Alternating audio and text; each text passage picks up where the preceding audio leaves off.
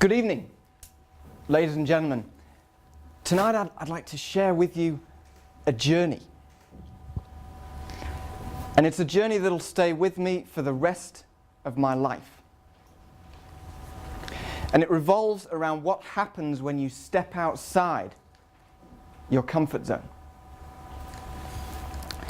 My name's Kip Cooper. I'm a project lead for Becca, seconded into the Stronger Christchurch infrastructure rebuild team, known as SCIRT. This journey starts back in January 2012. I'd moved my wife down to Christchurch with me to take part in the rebuild. And I distinctly remember sitting down at a desk, and around me there's 300 other people. Now this forms the integrated services team for SCIRT. It's like the backbone of the rebuild. I looked down at my desk and there was a $9 million wastewater project that needed to be out the door for construction. This project was to rebuild areas like this, the wastewater under this sort of road. Parts of the catchment, this is the eastern suburbs of Christchurch, had lowered 800 millimetres. There was huge liquefaction right the way around the catchment. A hugely vulnerable community. At the time, they were actually using portaloos and holes that they dug in their back gardens to go to the toilet. So getting this project out the door was hugely important.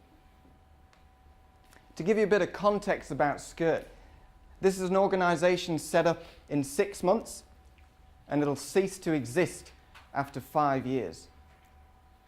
There's over $2 billion worth of rebuild work to do, and there's 5 main delivery teams, the contractors. Each one of those delivery teams, they need the design on time so that they can program their work and get going so that we finish within the 5-year time frame. So there's a huge amount of pressure on the design teams to get the jobs out. I set off working on this wastewater rebuild. And I sat down with a graduate and I started to get into it. And there's 200 other designers in the office. Up to that point, I'd never managed a project over $100,000, and I'd got about 3.5 years experience. So immediately I was well outside my comfort zone. But as I say, there's 200 other people in that office, and gradually I started to use the experience around me. And I got into designing fiberglass wastewater pump stations with 25-metre deep screw piles. I got into tractive force design for wastewater gravity systems, pressure sewer systems. And after I'd got my confidence going, I started to look forwards. What's going to happen after this project? And there's a real defining moment for me in my career, because I saw a map, and on that map was $60 million worth of wastewater rebuild. And I looked at that map and I said, I'm going to own that $60 million worth of work, and I'm going to build and lead a team to deliver it. I got a team of 6 engineers together, and together we shared 12 years design experience, so a really young team. And I was really new to leading teams, so I used to sit down one-on-one with them every single week to ask them how they were doing, how I was doing. And what I found was everybody comes into work to do something different. They have a different reason for coming into work. And if I could tap into that, I could build this team of individuals up to share the same goal. Gradually we got going, and we started to do all our designs for this $60 million worth of work. And these projects, they're split into concept design and detailed design. And concept's all about understanding what happened to the catchment. And that helps us define the best options for rebuild. And one of the best tools we have to do that is a net present value model. Now this tool means we can take the cost to construct something today, and we can apply all the operations and maintenance costs throughout the lifetime of the asset, And the beauty of it is we can actually simulate earthquakes happening throughout the lifetime of that asset. I'll give you an example. A pressure sewer system. This is one pump on every property in a wastewater catchment, and it'll cost you $18 million to build. It's the most resilient technology we have, and the whole catchment's pressurized. Compared to that is the gravity option, which costs you only $11 million. And that gravity needs steeper, deeper pipes in case we have another earthquake and the ground settles again. It needs more pump stations, so it's much more vulnerable. And what we can do with this net present value model is actually say, right, how much did it cost last time to rebuild something? And we apply that in the future. And then after one or two earthquakes, you see that actually the increased capital you put into pressure sewer pays dividends in the future if we have more earthquakes. So the net present value model's a hugely powerful tool to work out where to invest in resilience.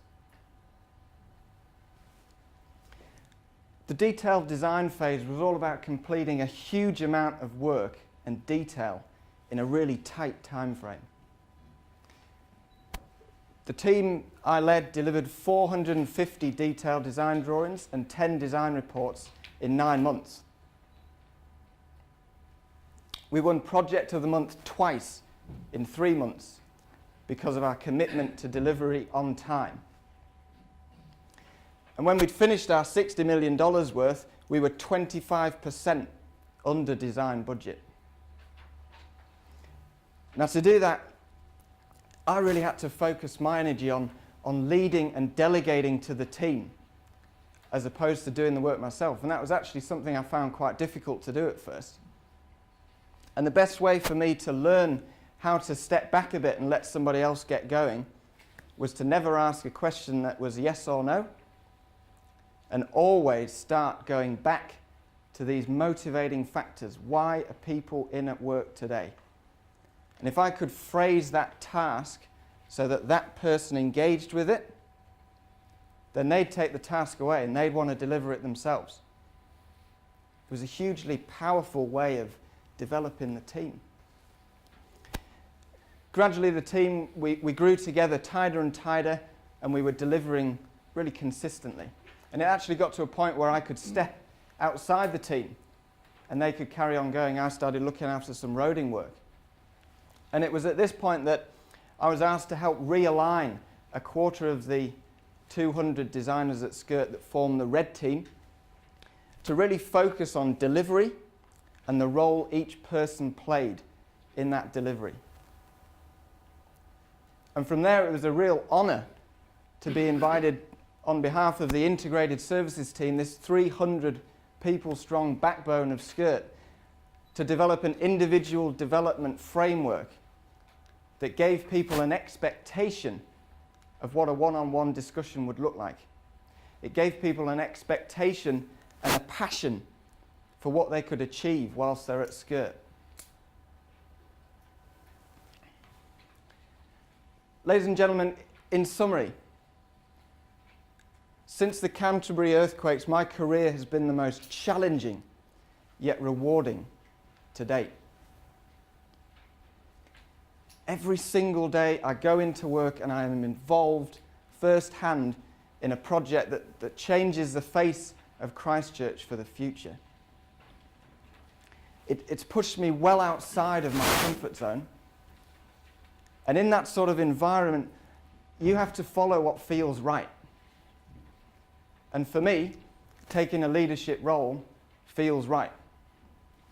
And that's not just to develop an individual or develop a successful team. It's to develop, build, and secure the future of Christchurch.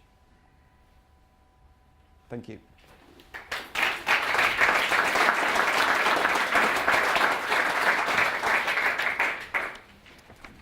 Do you have any questions? Oh, sorry. Yeah, you can't run away yet. Any questions for Kip? I'll kick off. The pressurised system with your pumps on each property, where does the resilience come from for the power that needs to drive those? Yeah, well, great question. So when you have this pressure sewer system, again, is a pump on every single property. And the beauty of it is, in the previous earthquakes, we had a lot of problems with UPVC pipe joints popping open, and then that, in effect, drained the land around it. So in terms of the power, after an earthquake, if the power goes out for even a week, you can go around and you can plug into each of these pressure sewer points and actually set the pump going. So you can clear that person out and they can keep using their toilet, as opposed to relying on something out in the street they have no control over.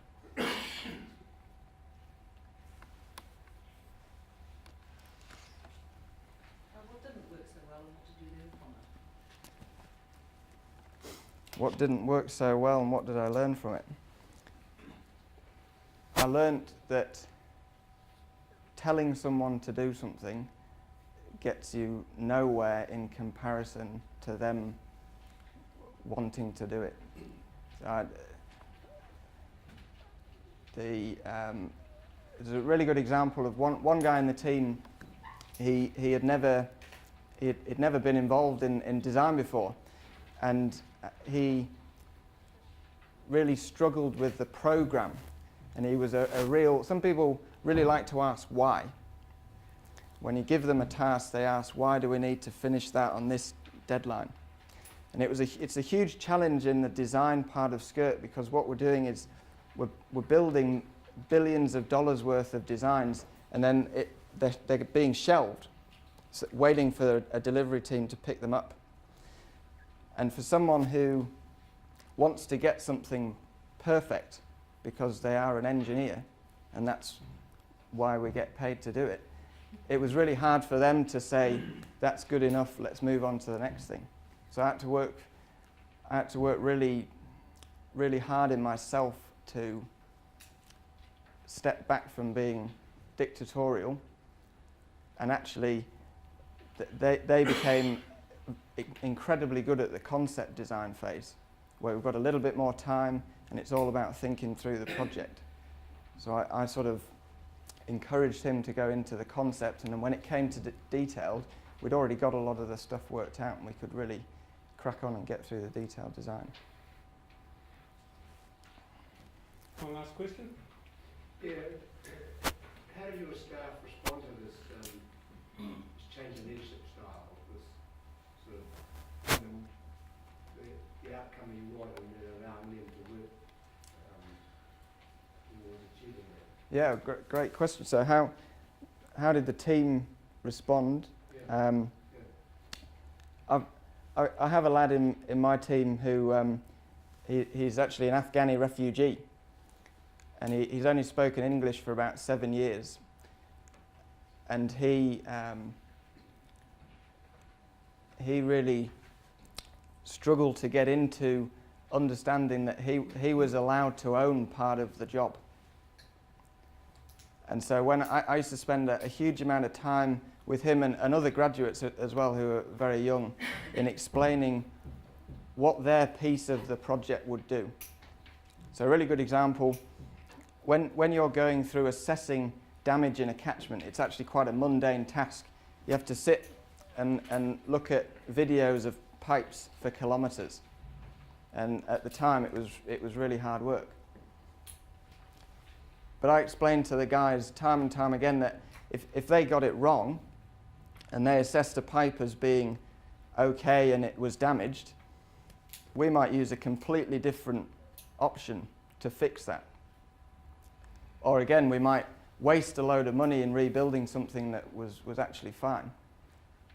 So I think they've really been quite empowered with knowing that the book doesn't always stop with me, it stops with them first.